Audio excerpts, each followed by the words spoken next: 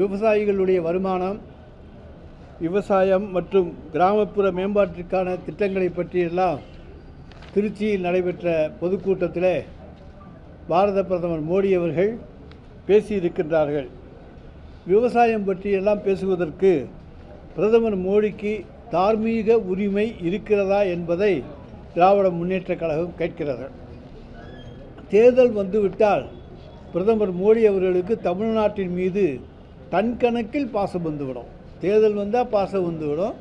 அதில் பாசம் கொட்டும். அதை திருச்சி கூட்டத்தில் விவசாய பாசத்தை அவர் கொஞ்சம் ஓவராகவே காண்பித்திருக்கின்றார். வறண்ட தானியமான கேப்பையில் நெய் வடிவது சாத்தியமில்லை. கேட்கிறவன் கேணியனாக இருந்தால் கேப்பையில் நெய் வடியுது என்று சொல்கிற மாதிரி பொய் பிரச்சாரங்களை எல்லாம் முன்னெடுப்பதில் பிரதமர் மோடியை மிஞ்சுவதற்கு இன்றைக்கு இந்த உலகத்திலேயே வேறு யாரும் கிடையாது. அந்த அளவுக்கு இன்றைக்கு நம்முடைய பிரதமர் மோடி மிஞ்சி இருக்கின்றார். அதாவது அவர் விவசாயிகளுக்காக என்ன செய்திருக்கிறார்? அவருடைய ஆட்சியில் 3 வேளாண் சட்டங்களை எதிர்த்து விவசாய விளைபொருட்களுக்கு குறைந்த ஆதாரபட்ச விலை வேண்டுமென்று, அந்த விலையை உறுதி செய்ய வேண்டுமென்று போராடிய விவசாயிகள் மீது கண்மூடித்தனமான தாக்குதலை நடத்தியது தான் டெல்லி அரசு, மோடி அரசு.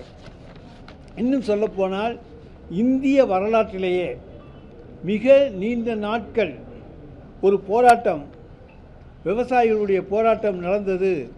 அது டெல்லி எல்லையை சுற்றி யாருமே வர முடியாத அளவுக்கு விவசாயிகள் போராடினார்கள் என்று சொன்னால், அந்த விவசாயிகளுடைய நீண்ட நாளைய போராட்டத்துக்கு காரணமாக இருந்தது மோடி அரசு தான். கடுமையான மழை, வெப்பம், கடும் பனி, இவற்றுக்கு இடையிலே போலீஸினுடைய கட்டுப்பாடுகள், தடியடி, கண்ணீர் புகை குண்டு வீச்சு என எத்தனை அக்கிரமங்களை செய்ய முடியுமோ அத்தனையும் செய்த மோடி தான் திருச்சியில் கபட வேடம் போட்டு விவசாயிகளுடைய நண்பனாக நடித்திருக்கிறார்.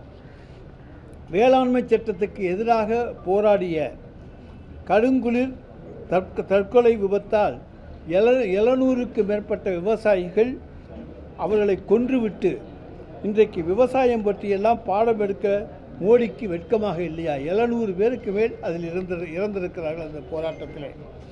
உத்தரப்பிரதேசம் லக்கிம்பூரிலே ஊர்வலம் சென்ற விவசாயிகள் மீது பாஜகவின் அதிகார வர்க்கத்தைச் சேர்ந்தவர்கள் காரை ஏற்றி 4 அப்பாவிகளை படுகொலை செய்தார்கள். அவர்கள் இன்றைக்கு காருண்யம் பேசுகிறார்கள். பிரதமர் மோடி இப்படி என்றால் அவருடைய பரம அடிமையான பொய்ப்பாளி பழனிசாமி 3 வேளாண் சட்டங்களையும் ஆதரித்ததோடு இல்லாமல் சேலம் சென்னை பசுமை வழிச்சாலையை எதிர்த்து போராடிய விவசாயிகளின் மீது அடக்குமுறையை ஏவிவிட்டவர் தான் அவர். அவரும் விவசாயிகளுடைய தோழன், நான் விவசாயி என்று சொல்லிக்கொள்பவர். பிரதமர் நரேந்திர மோடியினுடைய 11 ஆண்டு கால ஆட்சியிலே சுமார் 1.5 லட்சம் விவசாயிகள் தற்கொலை செய்திருக்கிறார்கள். தற்கொலை செய்து கொண்டு அந்த தரவுகளை மறைத்து மோடி அரசு அதற்கு வெவ்வேறு காரணங்களை சொல்லுகிறதே தவிர, விவசாயிகள் அன்றைக்கு அவர்கள் தற்கொலை செய்ய அவர்களுக்கு விவசாய ஆதாரம் இல்லாததான் காரணம் என்பதை மறைத்து வெவ்வேறு தரவுகளை தந்திருக்கிறது.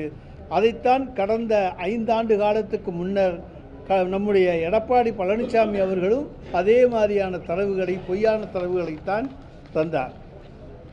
மதுரையிலே விவசாயத்தை அழிக்க காரணமாக இருக்கக்கூடிய டங்ஸ்டன் சுரங்கம் அமைக்கின்ற அந்த பணி, அது பாராளுமன்றத்திலே கனிமவள சட்ட திருத்தம் கொண்டு வரப்பட்ட நேரத்திலே மாநிலங்களவையிலே அண்ணா திராவிட முன்னேற்றக் கழகம் இருந்தது.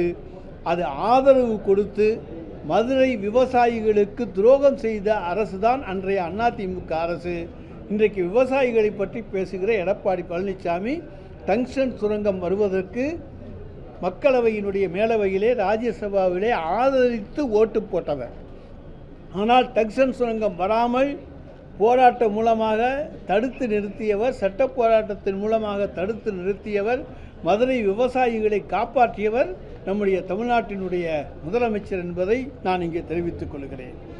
திருச்சியிலே நின்று விவசாயிகளுக்கு நீலிக்கண்ணீர் வடித்த பிரதமர் மோடி தான் சில வாரங்களுக்கு முன்னால் அமெரிக்க விவசாய பொருட்களை இந்திய சந்தையிலே விற்க ஒப்புதல் அளித்து இந்திய விவசாயத்தையே சவக்குழியில் தள்ளியுள்ளார். அமெரிக்கா ஏற்றியிருந்த வரியை 18% குறைத்ததை காரணம் காட்டி இந்திய விவசாயிகளுக்கும் தொழில்துறையினருக்கும் இன்றைக்கு பேராபத்தை உண்டாக்கியிருக்கிறார்கள். 45.5 லட்சம் கோடி ரூபாய் என்கிற அமெரிக்க யானை இந்தியாவின் உள்ளூர் வர்த்தகம் என்கிற கரும்பு காற்றுக்குள் நுழைந்து துவம்சம் செய்யப்போவதை மறைத்துவிட்டு விவசாயிகள் மீது பாசம் என்ற போலி வேடம் தரிக்கிறார் மோடி. நாட்டின் காவலாளி, நான் தான் நாட்டின் காவலாளி என்று சொல்லிக்கொள்ளுகிற மோடி அவர்கள் பொருளாதார சூறையாடலை அமெரிக்கா நடத்த இந்தியாவின் வாசலை திறந்து விட்டவர் அவர். இன்று கேஸ் சிலிண்டரும் பெட்ரோலும் தட்டுப்பாடு ஏற்பட்டு கொண்டிருக்கிறது. அதற்கு காரணமாக இருக்கும் அமெரிக்காவுக்கும் இஸ்ரேலுக்கும் பிரதமர் மோடி அவர்கள் வெண்சாமரம் வீசிக்கொண்டிருக்கிறார்கள். இன்றைக்கு இந்திய மக்கள் கேஸ் சிலிண்டருக்காக தத்தளித்து கொண்டிருக்கிறார்கள். விரைவில் பெட்ரோலிய பொருட்களுடைய கதி என்னாகும் என்கின்ற நிலைமை இன்றைக்கு இருக்கிறது. இன்னும் சொல்லப்போனால் விவசாயிகளுடைய வருமானத்தை இரட்டிப்பாக்குவேன் என்று சொன்னவர் பாரத பிரதமராக இருந்த மோடி 2014. ஆனால் கொடுத்த வாக்குறுதியை நிறைவேற்றி விட்டாரா? இரட்டிப்பாக்கியிருக்காரா? விவசாயிகளின் வருமானத்தை உயர்த்துவேன் என்று கூறிவிட்டு ஆட்சிக்கு வந்த பின் விவசாயிகளுடைய வயிற்றில் அடித்து வருபவர் தான் பிரதமர் மோடி அவர்கள். இவையெல்லாம் தமிழ்நாட்டு மக்களுக்கு தெரியாது என்று அவர் எண்ணிக்கொண்டிருக்கிறார். ஆனால் திராவிட மாடல் அரசு ஆட்சி பொறுப்பு ஏற்ற பிறகு விவசாயிகளுடைய நலன்களுக்காக என்னென்ன செய்திருக்கிறது என்பதையும் நாங்கள் இங்கே சொல்ல வேண்டும். மாண்புமிகு முதலமைச்சர் அவர்களுடைய ஆட்சி பொறுப்பேற்ற பிறகுதான் முந்தைய அதிமுக ஆட்சியிலே நசிந்து கிடந்த விவசாயத்தை மீட்டெடுக்க வேளாண்மைக்கு என தனி பட்ஜெட் தாக்கல் செய்யப்பட்டு அதை செயல்படுத்தி காட்டி கடந்த 5 ஆண்டுகளாக வேளாண் துறைக்கென ரூபாய் 1,94,076 கோடி நிதி உழவர்களின் நலனுக்காகவும் உழவு தொழிலை மேம்படுத்தவும் ஒதுக்கப்பட்டுள்ளது. உழவர்களுடைய கோரிக்கையை ஏற்று நெல் கொள்முதல் ஆதார விலை குவிண்டாலுக்கு 2,500 ரூபாயாக உயர்த்தப்படும் என வாக்குறுதி கொடுத்து அதன்படி விலையை உயர்த்தி வழங்கியவர் மாண்புமிகு தமிழ்நாடு முதலமைச்சர். ஆனால் பிரதமர் மோடி என்ன செய்தார்? விவசாயத்தையே அழிக்கும் 3 வேளாண் சட்டங்களை கொண்டு வந்து விவசாயிகளுடைய வயிற்றில் அடிக்க பார்த்தார். 5 ஆண்டு கால திராவிட மாடல் ஆட்சியில் மட்டும் 2 லட்சம் இலவச விவசாய மின் இணைப்புகள் கொடுக்கப்பட்டிருக்கின்றன. 2 லட்சம் விவசாய மின் இணைப்புகள் கொடுக்கப்பட்டு விவசாயிகள் இலவச மின்சாரம். ஆனால் அதே நேரத்தில் ஒன்றிய அரசு விவசாயிகளுக்கு இலவச மின்சாரம் கொடுக்கக்கூடாது என உதய் மின் திட்டம் வழியாக தடை போட்டவரும் இதே பிரதமர் மோடி தான் என்பதை நாட்டு மக்களுக்கு தெரிவித்துக் கொள்கிறோம். 5 ஆண்டு திமுக ஆட்சி காலத்தில் உரிய காலத்திலே மேட்டூர் அணை திறக்கப்பட்டது, பூமி செழித்தது. கடந்த காலங்களை விட 3 லட்சம் ஏக்கர் கூடுதலாக நெல் சாகுபடி பரப்பு அதிகரிக்கப்பட்டது.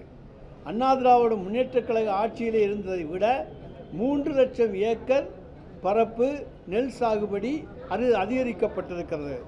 முந்தைய அதிமுக ஆட்சியில் ஆண்டுக்கு 22.7 லட்சம் டன்னுக்கு மட்டுமே நெல் கொள்முதல் செய்யப்பட்டது. ஆனால் திராவிட மாடல் ஆட்சியிலே ஆண்டுக்கு 42.6 லட்சம் டன் நெல் கொள்முதல் செய்யப்பட்டுள்ளது. இன்றைக்கு இப்படி விவசாயிகளுடைய நண்பனாக இருந்து விவசாயத்தை பாதுகாத்து வருபவர் மாண்புமிகு தமிழ்நாடு முதலமைச்சர் அவர்கள்.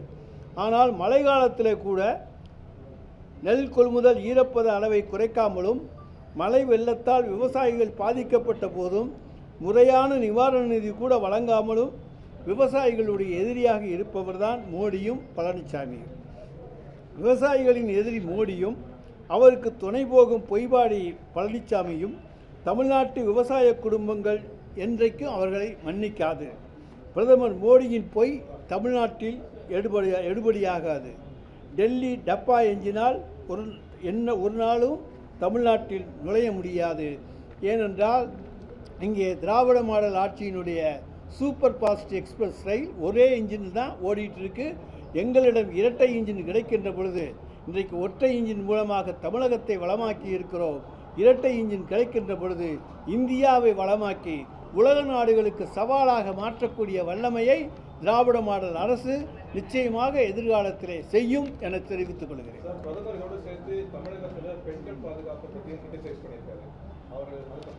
அதாவது பெண்கள் பாதுகாப்பை பற்றி பேசுகிற பிரதமர் அமைச்சர், அவங்க ஆட்சி செய்கிற மாநிலங்களிலே பெண்களுடைய பாதுகாப்பு எந்த அளவுக்கு இருக்குது, குற்றங்கள் எந்த அளவுக்கு நடந்திருக்கு, அது எவ்வளவு மறைக்கப்பட்டிருக்கிறது, அதையெல்லாம் புள்ளி விவரத்தோடு சொல்லிவிட்டு தமிழ்நாட்டை பற்றி சொன்னால் பரவாயில்லை. தமிழ்நாட்டிலே நாங்கள் விழிப்புணர்வை ஏற்படுத்தி இருக்கிறோம். உடனடியாக நீங்கள் காவல் நிலையத்துக்கு செல்லுங்கள், புகார் தெரிவியுங்கள் என்று விழிப்புணர்வை ஏற்படுத்தி அந்த குற்றச்சாட்டுகளை பதிவு செய்கிறோம். ஆனால் அங்கே தான் போனால் அவங்களுக்கு பாதுகாப்பே கிடையாது. அதனால் பல பேர் போய் அங்கே குற்றச்சாட்டு எஃப்ஐஆர் கொடுக்கறதுக்கே பயப்படுறாங்க. அந்த அளவுக்கு அங்கே பாதுகாப்பு மக்களுக்கு கிடையாது. இங்கே மக்களுக்கு பாதுகாப்பு இருக்கின்ற காரணத்தால் புகார்கள் கொடுக்கப்படுகின்றன. இந்தியாவிலேயே பெண்களுக்கு எதிரான குற்றச்சம்பவங்கள் குறைவு என்பதற்கு எடுத்துக்காட்டு 42% பெண்கள் இன்றைக்கு இந்தியாவிலே வேலைக்கு செல்வதும் 52% மேற்பட்ட பெண்கள் இன்றைக்கு உயர்கல்வி படிப்பதும் தான் பெண்களுக்கு பாதுகாப்பான மாநிலம் தமிழ்நாடு என்பதற்கு எடுத்துக்காட்டு.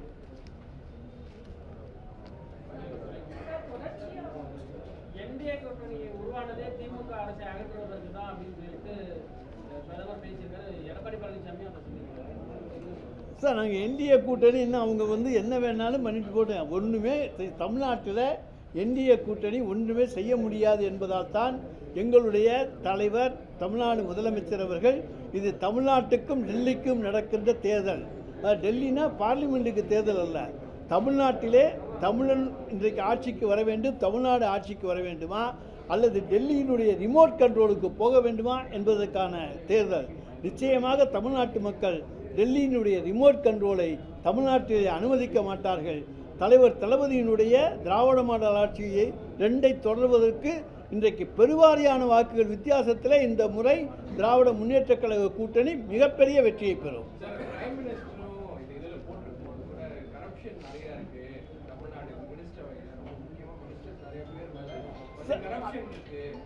அதான் சார், அதாவது மக்கள்கிட்ட போய் கரப்ஷனை பற்றி அவங்க என்ன சொன்னாலும் மக்கள் நம்ப தயாராக இல்லை. கடந்த எடப்பாடி பழனிசாமி ஆட்சியிலே தான் வெளிப்படையாக கரப்ஷன் இருந்தது. கரப்ஷன், கமிஷன், கலெக்ஷன் என்று 3 சீக்களை நாங்கள் முன்வைத்து போராட்டமே நடத்தினோம். இன்றைக்கு கரப்ஷன் வெளிப்படையாக எந்த விதமான இதுவும் கிடையாது. ஒளிவு மறைவாக இருந்தாலும் எங்களுடைய முதலமைச்சர் நடவடிக்கை எடுக்க தயங்க மாட்டார். அதுதான் தமிழ்நாட்டில் கரப்ஷனை ஒழிக்க முடியும். அதை அடக்கக்கூடிய ஒரு முதலமைச்சர் இன்றைக்கு தமிழ்நாட்டில் இருக்கிறார்.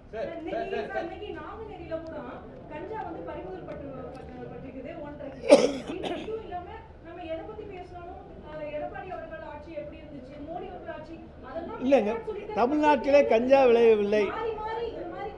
இல்லைங்க, நாங்கள் குழப்பவே இல்லை. தமிழ்நாட்டில் கஞ்சா விளையலை, வெளியேருந்து தான் கொண்டு வர்றாங்க. அது எங்கேருந்து வருதுன்னு தடுக்க வேண்டியது யார்? ஒன்றிய அரசு, அவங்களுடைய நார்காட்டிக்ஸ் டிபார்ட்மெண்ட். அவங்க தடுக்கணும். ஆனால் அவங்க எல்லாத்தையும் தமிழ்நாட்டுக்கு தள்ளி விட்டு எங்களை வேடிக்கை பார்க்குறாங்க. ஆனாலும் நாங்கள் தடுத்து நிறுத்தி அவற்றையெல்லாம் பிடித்து கைப்பற்றி இன்றைக்கு மக்களை காப்பாற்றுவான முயற்சியிலே திராவிட முன்னேற்ற கழக அரசு ஈடுபட்டு இருக்கிறது. போதைப்பொருள் இங்கே ஒன்றும் உற்பத்தி இல்லை, வர்றது எந்த மாநிலத்திலிருந்துன்னு தெரியும். அதை பல வகையில் கொண்டு வர்றாங்க. ஆனால் அதை தடுத்து நிறுத்துகிற சக்தி தமிழ்நாட்டு போலீஸுக்கு இருக்கிறது. சார், தொடர்ந்து சட்டம் ஒழுங்கு பிரச்சனையை எதிர்கட்சிகள் எழுப்பிட்டே இருக்காங்க சார். இப்போ கடந்த ஒரு 2 வாரங்களில் பார்த்தீங்கன்னா தூத்துக்குடி தொடர்ந்து எல்லா மற்ற ஊர்களில் இருந்துமே பெண்கள் பாதுகாப்பு இல்லை அப்படிங்கிறது தான் முழுவதராக அவங்க இருக்கக்கூடிய குற்றச்சாட்டாக இருக்குது.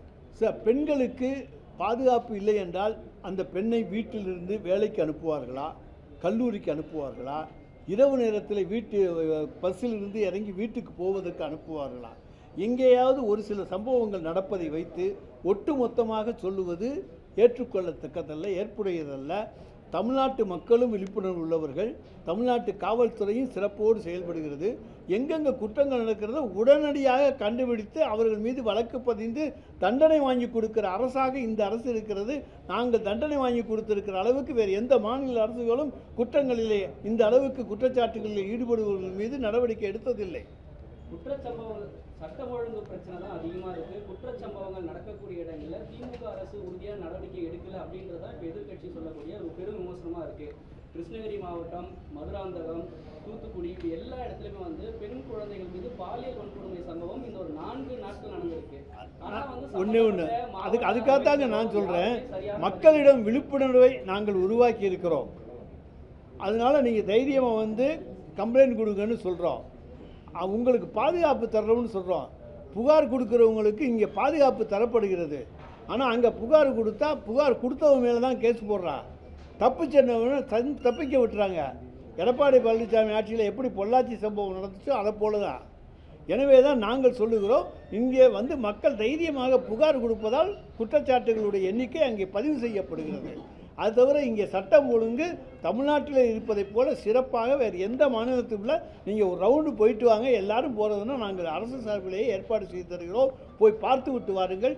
இந்தியாவிலேயே சிறந்த அமைதியான மாநிலம் நம்முடைய தமிழ்நாடு. மத நல்லிணக்கத்துக்கு எடுத்துக்காட்டான மாநிலம் தமிழ்நாடு. பெண்களுக்கு பாதுகாப்பான மாநிலம் தமிழ்நாடு.